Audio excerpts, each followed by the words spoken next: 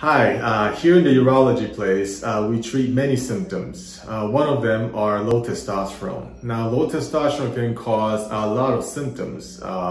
For instance, poor sleep, poor energy, poor libidos. Mostly those are the men's symptoms, but the female has all the symptoms as well. So we treat those patients with low testosterone with specifically those pellets insertion. Pellets are those tablet form of the testosterone that is synthesized from the cholesterol. So it's almost identical to the testosterone that our body makes. It mimics those testosterone. So there's very, very low adverse side effects from it because of the nature of this highly selected pellets.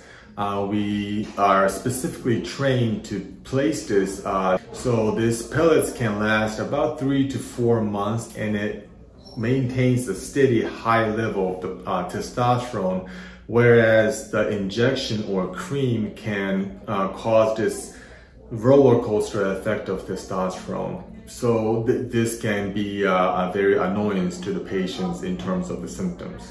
Pellets insertion, we do it here on a daily basis. Those are very popular, perhaps the #1 popular testosterone replacement therapy options that we have here in the Urology Place. So if you are considering a testosterone replacement therapy, we highly recommend testosterone pellets replacement.